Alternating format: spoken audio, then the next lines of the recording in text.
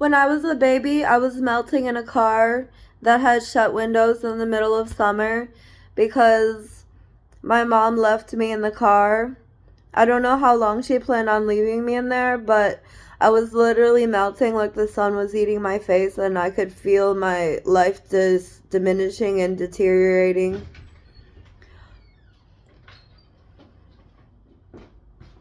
Are you cold out here? I'm fine. Oh, okay. You're on the phone.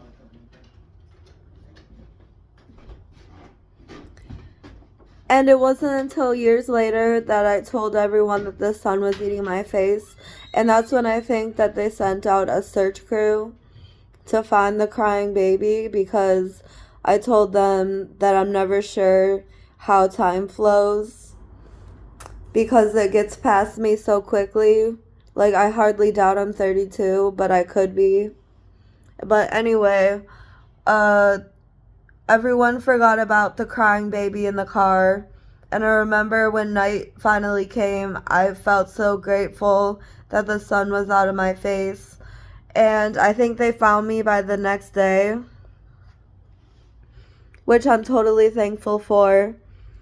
And the person that found me was the lead singer of Alien Ant Farm, one of my favorite bands. And I wouldn't know that until years later when I grew up.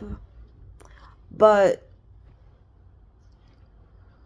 the song, I think, was already created sometime in the 90s. You know, I was born in 91 and I was just a baby when they found me in the car. The lead singer of Alien Ant Farm found me in the car and saved my life. And he didn't know where to take me. So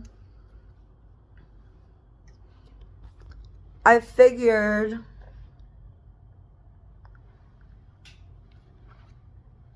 that I wasn't like in my driveway or anything. I was probably in a parking lot melting in the car. But I could have been in my mom's driveway or something, because I could have sworn we were just about to go home when she left me in the car, and I thought she forgot to bring me into the house or something. But anyway, my dad, that I call my dad, the lead singer of Alien Ant Farm, he was my dad my whole life. Even though he wasn't my real dad, I still called him dad. He brought me into his house and took care of me for all the time after he saved me. He fed me, provided shelter, worked his ass off as a carpenter to provide the things that his kids needed, including me. And the reason I don't think my mom is my real mom is because my mom told me that she couldn't believe that he had brought other girls to his house before at least letting her go or breaking up with her first, or waiting until she went to work. And I don't think a real mom would discuss that with her young child unless there was a certain amount of respect and deliberate funkiness within the relationship that I shared with her. So as much as I want to believe that my mom and dad are really in my life, I know they're not. But the horrible part that I really needed to get across to you guys, and something that I'm willing to do for everyone, is find my dad and make sure he's alright, because I'm pretty sure he moved to Florida. But sometimes I doubt that he made it out alive out of the time when he was a carpenter and he shot a nail into his eye and he was bleeding profusely all over the floor, he told me. And I don't know if he told me this in a dream or something, because I don't remember him really speaking it out loud to me. But I know the only reason he had a job as a carpenter was to pay for all the things that I needed, as well as his other kids. And I owe a deep gratitude and even monetary value to that man for saving me and for taking care of me.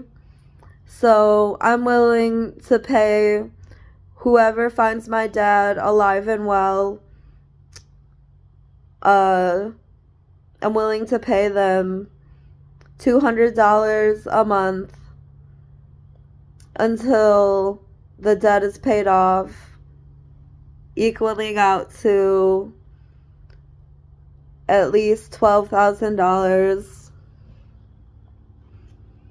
because it really means the world to me that he's okay. And I don't know how else to speak out to people. I'm sure there will be fans of his that want to know he's okay too. And I know they're going to blame my existence for the reason why he had to work such a hard job. But I really came up in the ranks too, so I'm willing to give to anyone that is responsible enough to let me know that he's going to be okay, because he might have been afraid to go to the doctor just with how much it would cost him and the deep sense that they may pronounce him dead because of lack of blood. I don't see how he could have drove himself to the hospital with one of his eyes missing.